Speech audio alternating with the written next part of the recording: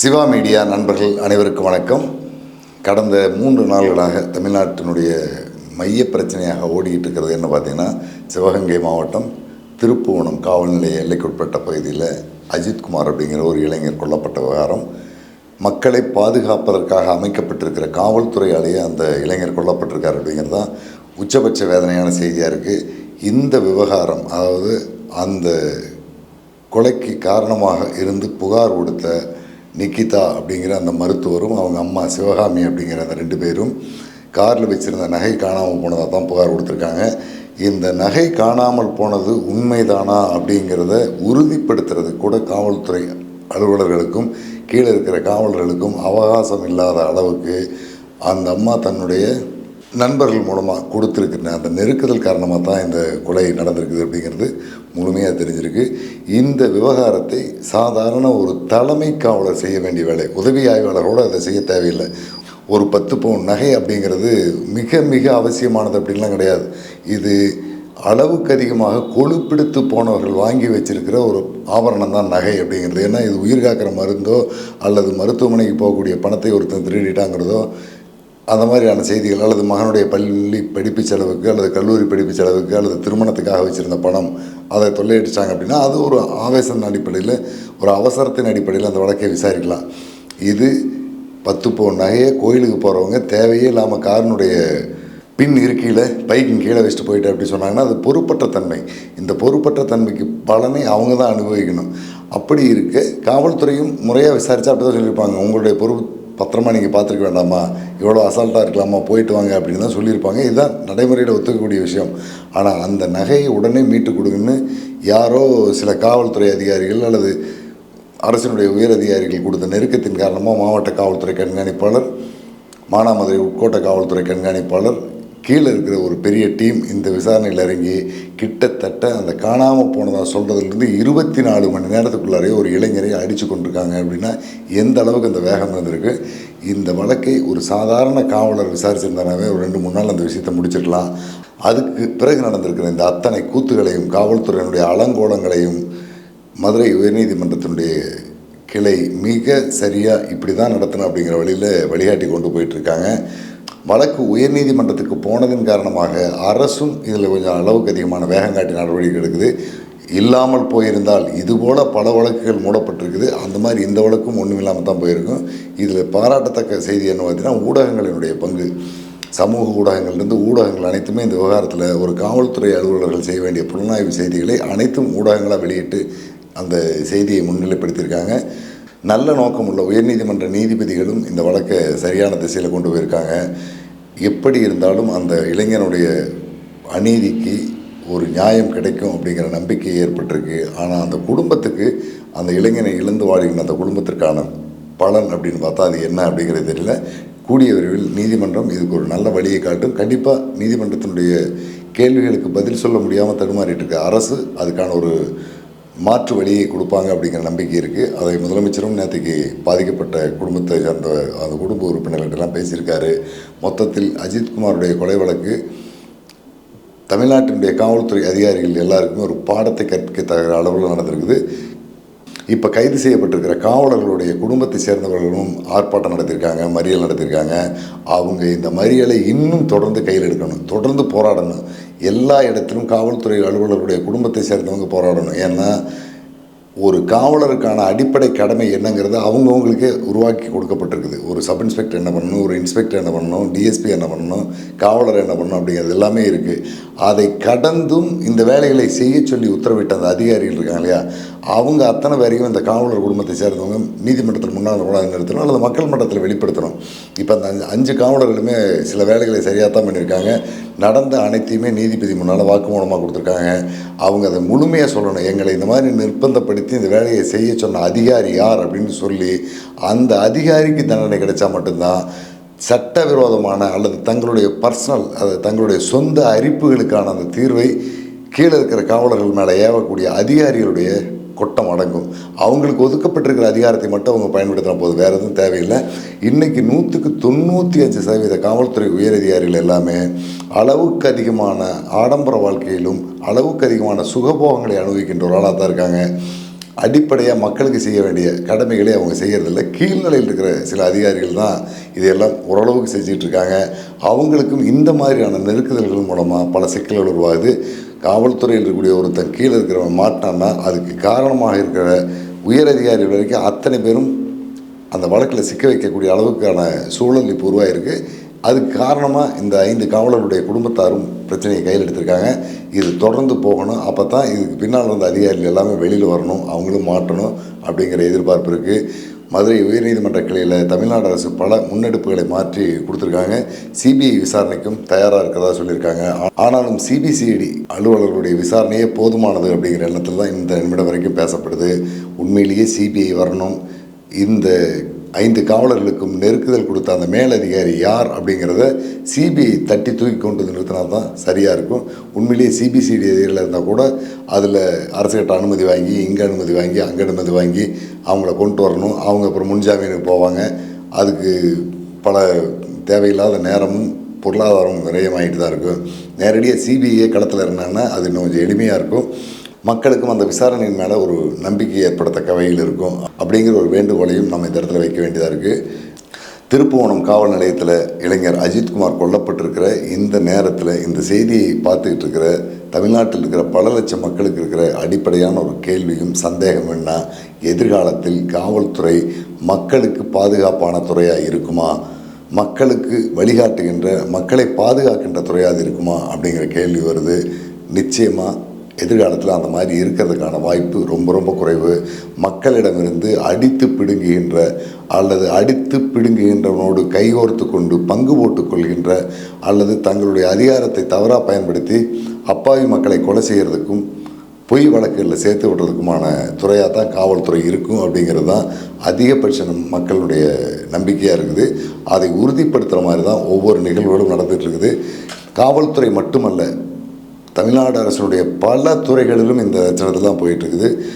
உண்மையிலேயே உலக அளவில் எங்கேயுமே சொன்னால் நம்மளை பற்றி ஒரு தரக்குறைவாக பார்க்கக்கூடிய ஒரு செய்தி என்ன பார்த்திங்கன்னா, தமிழ்நாட்டில் இருக்கக்கூடிய 350 பள்ளி ஆசிரியர்கள் போக்சோ வழக்கில் கைது செய்யப்பட்டு சிறையில் இருக்காங்க. அதில் 50 பேரை நிரந்தரமாக அவங்கள பணியிலிருந்து நீக்கி தமிழ்நாடு அரசு உத்தரவு போட்டிருக்குன்ட்டு பள்ளிக்கல்வித்துறையினுடைய இயக்குநராக இருக்கக்கூடிய கண்ணப்பன் ஒரு செய்தியை சொல்லியிருந்தார். இந்த லட்சணத்தில் தான் பள்ளிக்கல்வித்துறை இருக்குது. மாணவர்களுக்கு நல்ல நெறியையும் ஒழுக்கத்தையும் கல்வியும் கொடுக்க வேண்டிய 350 ஆசிரியர்கள் பாலியல் சீண்டல் வழக்கில் கைது செய்யப்பட்டிருக்காங்கன்னா அந்த கல்வித்துறையினுடைய அமைச்சரும் அதுக்கான ஒரு செயலாளரும் அதுக்கான துறையும் எதுக்கு இருக்குது அப்படிங்கிற கேள்வி எல்லாருக்குமே எழுது. அதே மாதிரி காவல்துறையில் எய்ட்ஸ் நோய் வந்த காவலர்களுக்கு சிகிச்சை கொடுக்கறதுக்கு ஒரு தனிப்பிரிவு இருக்குது. மதுவினால் பாதிக்கப்பட்டு மது அடிமையாக இருக்கிறவங்களுக்கு சிகிச்சை கொடுக்கறதுக்கு ஒரு தனிப்பிரிவு உருவாக்கி அதுக்கான கவுன்சிலிங்லாம் கொடுத்துட்ருக்காங்க. பிச்சைக்காரர்கள் மாதிரியான ஒரு அமைப்பாக இது. காவல்துறைங்கிறது ஒரு கட்டுக்கோப்பான அமைப்பு. அரசு பணி அப்படிங்கிறது ஒரு பொறுப்புமிக்க தகுதி வாய்ந்த சமூக அந்தஸ்துடைய ஒரு பதவி. இந்த பகுதிக்கு தகுதியான ஆட்களை அரசு எப்படி தேர்வு பண்ணியிருக்கிறத பற்றியெல்லாம் யோசிச்சோம்னா மிக மிக கேவலமான சூழல் தான் தமிழ்நாடு அரசினுடைய நிர்வாகமும் இங்கே இருக்கிற அதிகாரிகளும் பணியாற்றிட்டு இருக்காங்க. தினமும் செய்தித்தாளை திருப்பினா எங்கேயாவது 4 இடத்துல லஞ்சம் வாங்கின அதிகாரிகளுடைய பட்டியல், பாலியல் அத்துமீறலில் ஈடுபட்டவங்களுடைய பட்டியல், குடிச்சிட்டு போதையில் படிக்க வந்தவங்களுடைய பட்டியல் தொடர்ந்து வந்துட்டு இருக்குது. இதை பற்றி ஊடகங்களில் செய்தி வந்து அல்லது மக்கள் போராட்டம் ஆரம்பித்தாங்கன்னா அதுக்கு மாற்று 5 கிலோமீட்டருக்கு அந்த பக்கம் இருக்க வேற ஒரு இடத்துக்கு பணிமாற்றம் செய்கிறது மட்டும்தான் இன்றைக்கி வரைக்கும் அரசு செஞ்சுக்கிட்டு இருக்குது. அதே மாதிரி போக்குவரத்து துறையில் குடிச்சிட்டு வண்டி ஓட்டக்கூடிய டிரைவர்களை கண்டுபிடிக்கிறதுக்குமே ஒரு டீம் போட்டிருக்காங்க. இது எல்லாமே ஒரு அரசனுடைய நிர்வாகத்துக்கு அழகா அப்படின்னு பார்த்தா சாத்தியமே இல்லை. இது மிக மிக கேவலமான செயல். இந்த கேவலமான நடவடிக்கையும் செயலும் நாளுக்கு நாள் இன்னும் அதிகமாகுமோ தவிர குறையிறதுக்கெல்லாம் சாத்தியமே கிடையாது. இன்னைக்கு நமக்கு ஏற்பட்டிருக்கிற இந்த பிரச்சனைகளை பற்றி கிட்டத்தட்ட ஒரு 20 ஆண்டுகளுக்கு முன்பே ஒரு காவல்துறை அதிகாரி எங்களோட பேசிகிட்டு இருக்கும்போது சொன்னார். அவர் சொன்னதில் ஒரு முக்கியமான விஷயம்னு பார்த்திங்கன்னா, அரசு பணிகளுக்கான ஊழியர்களை எப்படி தேர்வு பண்ணணும் அப்படிங்கிறதை பற்றியும் சில வழிமுறைகளை சொன்னார். அந்த வழிமுறைகளை இனியாவது அரசு அதை பின்பற்றினால் மட்டும்தான் தமிழ்நாட்டில் அரசு நிர்வாகங்கிறது ஒழுங்காக இருக்கும். அரசு அப்படிங்கிறது மக்களுக்கானதாக இருக்கும். அதை பற்றி இந்த வீடியோவில் நம்ம பேசலாம்னு நினைக்கிறேன். 2003-2004 காலகட்டங்களில் சேலம் மாவட்ட காவல்துறை கண்காணிப்பாளராக இருந்தவர் பொன்மாணிக்கவேல் அப்படின்னாவே உங்கள் எல்லாத்துக்கும் தெரியும். அதிரடியான நடவடிக்கைகளை மேற்கொள்ளக்கூடிய ஒரு காவல்துறை அதிகாரி. அவருடைய நடவடிக்கைகள் நேர்மையானவங்களுக்கு சரியானதாக இருக்கும். நேர்மை தவறி நடக்கிறவங்களுக்கு கடுமையானதாக இருக்கும். அந்த அளவில் தான் காவல்துறையில் இருக்கிற அதிகாரிகள், பொதுமக்கள் எல்லார்கிட்டையுமே அவர் நடந்துக்குவார். பத்திரிகையாளரோடும் நெருக்கமான தொடர்பை சேர்ந்தவர். கிட்டத்தட்ட காலையில் 9 மணிக்கு மக்கள் குறைதீர்க்கும் நாள் மனு வாங்குகிற நிகழ்ச்சி ஆரம்பிக்கும்.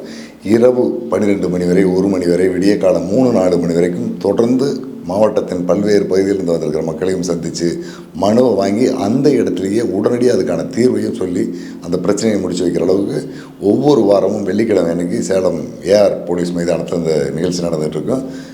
பேருந்து நிலையம், பழைய பேருந்து நிலையம், புது பேருந்து நிலையத்துக்கு வந்த மக்களே அங்கிருந்து ஏஆர் கிரவுண்டுக்கு கூட்டிகிட்டு வர்றதுக்கான வாகனங்களையும் அவர் ஏற்பாடு பண்ணியிருப்பார். 1000-2000 பொதுமக்கள் வந்திருக்கிற அந்த ஏஆர் கிரவுண்டில் உணவு மற்றும் தண்ணீர் தேவைகளையும் காவல்துறை சார்பாகவே செய்கிறதுக்கு ஏற்பாடு பண்ணியிருப்பார். இந்த நேரத்தில் எப்படியும் ஒரு 20-25 பத்திரிகையாளர்கள் அவரோட அந்த நிகழ்ச்சியில் கலந்துக்கிட்டு இருப்பாங்க. எல்லா செய்திகளையும் வெளியிட்டு இருப்பாங்க. இந்த இடைப்பட்ட நேரங்களில் அப்பப்போ பத்திரிகையாளர்களோடு வந்து இயல்பாக பேசிட்டு போவார்.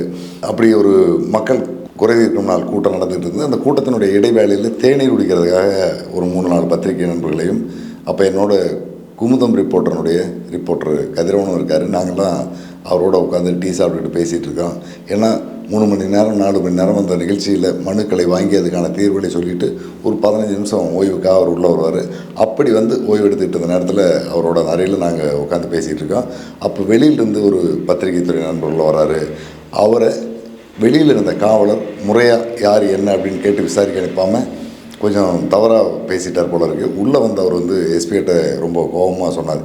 என்ன சார் உங்கள் ஆளுங்க இந்த மாதிரி நடந்துக்கிறாங்க அப்படின்னு அந்த பத்திரிகை துறை நண்பர் சொன்னதும், இதுக்கு நான் கொஞ்சம் விரிவாக பதில் சொல்ல வேண்டி வரும், கொஞ்சம் நீங்களும் ஒத்துழைப்பு கொடுக்கணும் அப்படின்னாரு. சார் சொல்லுங்கள் அப்படின்னு நம்ம சொன்னோம். சொல்லும்போது ஒரு பள்ளியில் 100 மாணவர்கள் இருக்காங்க அப்படின்னா 100 மாணவர்களில் ஒழுக்கம், கட்டுப்பாடு, நல்லா படிக்கிறவங்க, நேர்மையாக நடந்துக்கிறவங்க அப்படிங்கிற அந்த மாணவர்களுடைய எண்ணிக்கை எவ்வளோ இருக்குனாரு. ஒரு 20-25 பேர் இருப்பாங்க. ஒரு கட்டத்தில் ஒரு பள்ளியில் 30-40 பேர் வரைக்கும் இருப்பாங்க அப்படின்னாங்க. இந்த 30-40 பேருமே நல்லா படித்து நல்ல உத்தியோகத்துக்கு போகணும் அப்படிங்கிற கேட்டகரியில் ஆசிரியருடைய சொல்படி நடப்பாங்க, பெற்றோர்களுடைய சொல்படி நடப்பாங்க. எந்த விதமான பிரச்சனையும் இல்லாமல் சத்தமே இல்லாமல் படிச்சுட்டு white collar job, doctor, engineer, வேளாண்மை அலுவலர்கள், வருவாய்த்துறை அலுவலர்கள் இந்த மாதிரியான வேலைக்கு போயிடுவாங்க. ஒரு 10-15 விழுக்காட்டை சேர்ந்தவங்க அவங்களுடைய பரம்பரை தொழில் அல்லது புது தொழில் இந்த மாதிரியான வேலைகளுக்கு போயிடுவாங்க. அதுக்கு அடுத்து மீதி ஒரு 50% பேர் தான் மிச்சம் இருப்பாங்க. அந்த 50% பேர்லேயும் அவங்களுடைய இயல்பான குணமே முரட்டு குணமாக இருக்கும். ஆசிரியர் சொல் பேச்சு கேட்க மாட்டாங்க, பெற்றோர்களுடைய சொல் பேச்சு கேட்க மாட்டாங்க, நண்பர்களுடைய சொல் பேச்சு கேட்க மாட்டாங்க, ஊரை சுற்றிகிட்டே இருப்பாங்க, ரவுண்ட் அடிச்சுட்டு இருப்பாங்க. எல்லா விஷயத்தையுமே ரொம்ப சாதாரணமாக தூக்கி எறிஞ்சு போகக்கூடிய பண்பில் இருப்பாங்க. இப்படிப்பட்டவங்களிலிருந்து கொஞ்சம் தகுதியானவங்களாம் அரசு ஊழியர்கள் அந்த மாதிரி வருவாங்க, வழக்குரைஞர்கள் வருவாங்க, அரசியல் சார்ந்த எண்ணமுடையவர்கள் வருவாங்க. அதுக்கும் கடைசியாக ஒரு 15-20 விழுக்காடு எதுக்குமே லாயக்கில்லை அப்படிங்கிற நிலையில் இருப்பாங்க. இவங்க தான் பெரும்பாலும் போலீஸுக்கு வர்றாங்க. இந்த முதல் நிலை 2வது நிலையில் இருக்கிறவங்களில் ஒரு 2 விழுக்காடு 3 விழுக்காட்டை சேர்ந்தவங்க காவல்துறையின் மேலே இருக்கிற ஒரு ஈர்ப்பின் காரணமாக வந்துட்டு கடைசி வரைக்கும் இந்த டிபார்ட்மெண்ட்டில் நடக்கிற கொடுமைகளை தாங்க முடியாமல் கண்ணீர் விட்டு அழுதுட்டு யூனிஃபார்ம் சர்வீஸ் இல்லாத சிபிசிஐடி, எஸ்பிசிஐடி, பிஎன்டேசி இந்த மாதிரி மற்ற விண்களையே காலத்தை முழுக்க ஓட்டிகிட்டு அவங்க போயிடுவாங்க. ஏன்டா இந்த டிபார்ட்மெண்ட் வந்தோம் அப்படின்னு நொந்து போகக்கூடிய போயிடுவாங்க. எப்படி பள்ளிக்கூடத்தில் ஆசிரியர் சொல் பேச்சு கேட்காத, பெற்றோர்களுடைய சொல் பேச்சு கேட்காத, நண்பர்களுடைய சொல் பேச்சு கேட்காத ஒரு டீமாக ஒதுக்கப்பட்ட ஒரு டீம் இருக்கோ அந்த டீம் தான் காவல்துறைக்கு வருது. இந்த டீமில் இருக்கிறவங்ககிட்ட நம்ம என்ன வேலை வாங்க முடியும்? அதுதான் எங்களுக்கும் பெரிய தலைவலியாக இருக்குது. இதையெல்லாம் சரி செய்கிறது காலத்திலும் நடக்காத ஒரு விஷயம். இவங்க இப்படித்தான் இருப்பாங்க, இவங்க அடித்து உதச்சிலாம் நம்ம திருத்தவே முடியாது. பிறவியிலேயே இவங்க இந்த மாதிரியான குணத்தில் பிறந்தவங்களாம். இவங்களை வளர்த்துறது, இவங்ககிட்ட நடந்துக்கிற அதிகாரிகள் எல்லாமே இவனை ஒரு ரஃப்பான கேரக்டராகவே மாற்றிடுறாங்க. மென்மையாக நடந்துக்கிற கேரக்டராக பெரும்பாலும் இருக்கிறதில்ல. ஒரு சிலர் இருப்பாங்க, பெரும்பாலும் இருக்க மாட்டாங்க. சொல்கிறத புரிஞ்சுக்க மாட்டாங்க. அடினா அடிப்பான், உதையினா உதைப்பான். அதை தவிர இவனுக்கு சொந்த அறிவே இல்லாத மாதிரியான ஒரு டீம் தான் காவல்துறையில் காவலர்களாக கடைநிலையில் இருக்காங்க.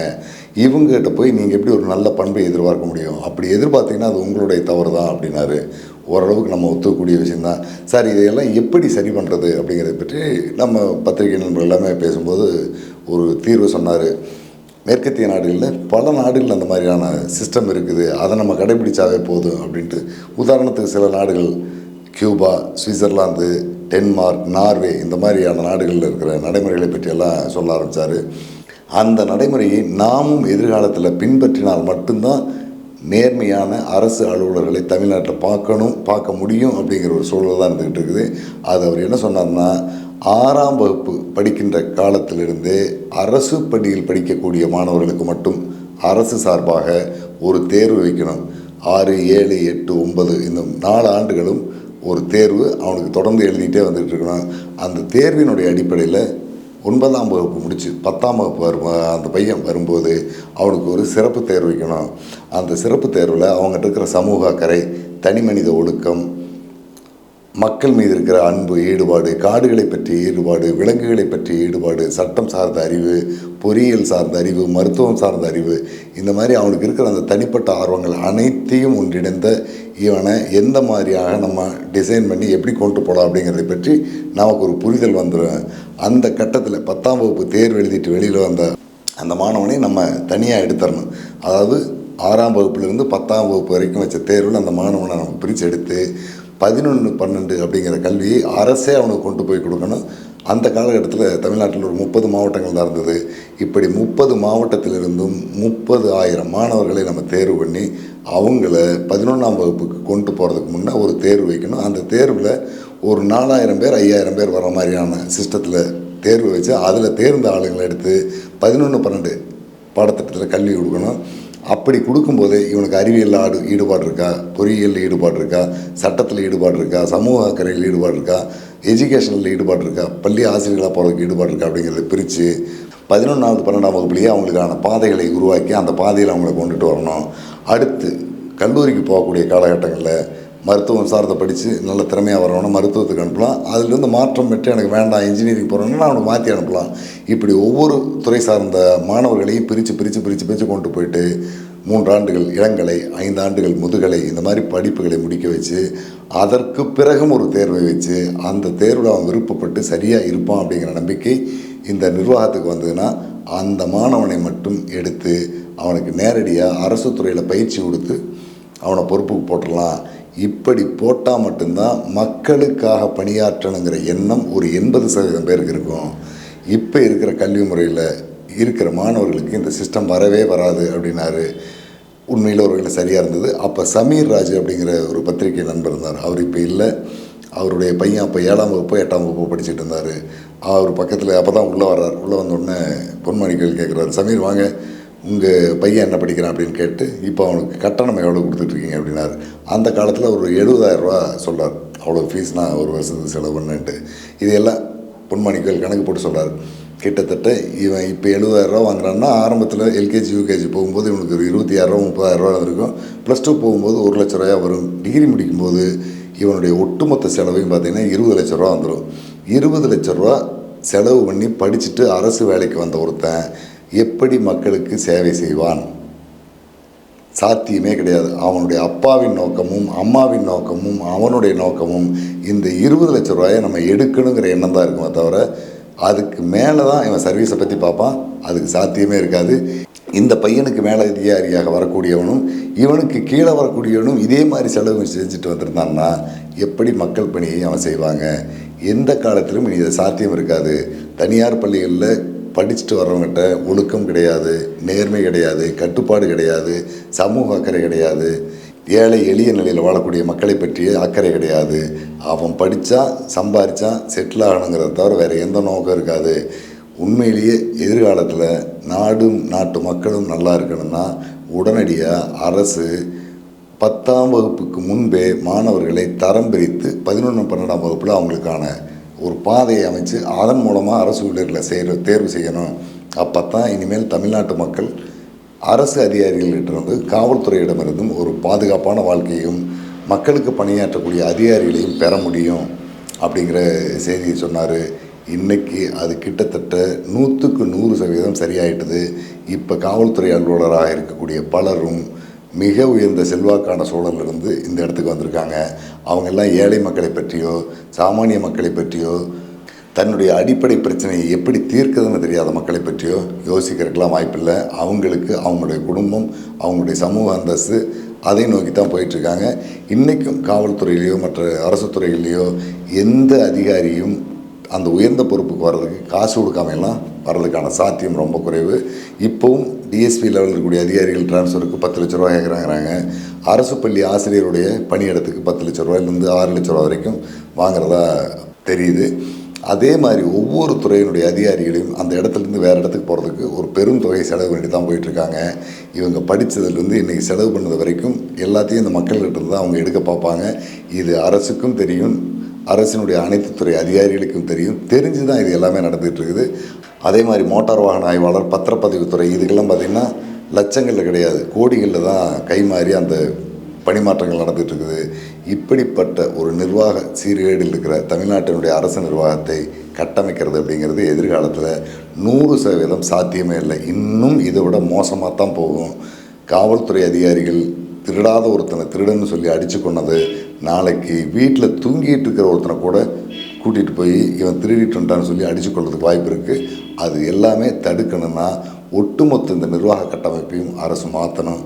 இப்போ இருக்கிற மு.க. ஸ்டாலின் மாற்றுவாரா அல்லது நாளைக்கு முதலமைச்சராக மீண்டும் வரக்கூடிய யாராவது மாற்றுவாங்களா அப்படின்னா அதுக்கெல்லாம் சாத்தியம் கிடையாது. ஏன்னா இவங்களுடைய வாழ்க்கையும் இந்த ஊழல் அதிகாரிகளை நம்பித்தான் இருக்குது. நேர்மையான அதிகாரிகள் வந்தால் ஊழல் செய்ய முடியாது. அதனால் இவங்களும் இந்த ஊழலை தான் அதிகப்படுத்துவாங்க. இனி ஒரு முதலமைச்சர் நேர்மையாக நடக்கிறதுக்கு காமராஜர் மாதிரியோ அண்ணா மாதிரியெல்லாம் உருவாகிறது சாத்தியமே இல்லை. நம்ம இந்த நிகழ்ச்சியை பார்த்துட்டு இருக்கிற நீங்கள், உங்களுடைய குடும்பத்தை சேர்ந்தவங்க, சமூகத்தில் இருக்கிறவங்க எல்லாமே இதற்கான ஒரு விழிப்புணர்வை ஏற்படுத்தி ஏதாவது ஒரு வகையில் கிடைக்கின்ற இடங்களில் எல்லாம் எப்படிப்பட்ட ஒரு அரசு ஊழியரை, மக்களுக்கு பணியாற்றக்கூடியவங்களை உருவாக்கணும் அப்படிங்கிறத பற்றி நம்மளாக பேசி அதற்கான ஒரு செயல் வடிவத்தை கொடுத்து ஏதாவது ஒரு கட்டத்தில் இதை நடைமுறைப்படுத்துறதுக்கு சாத்தியம் இருந்தால் நடைமுறைப்படுத்தணும்.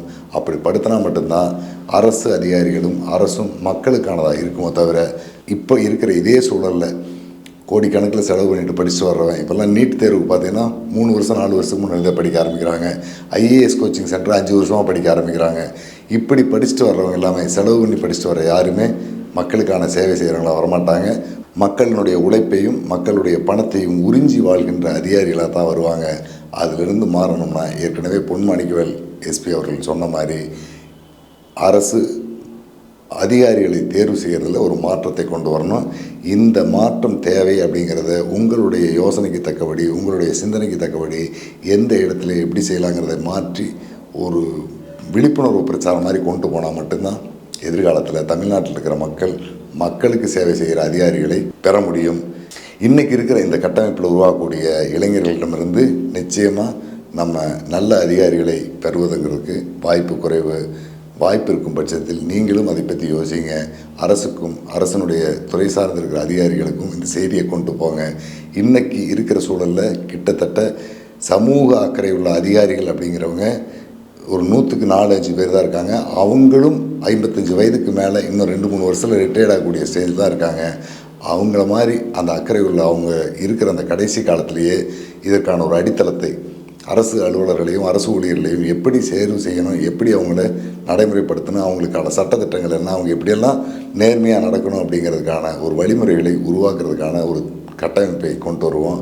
அதுக்கான வேலையை எல்லாருமே முன்னெடுத்து செய்யலாம்.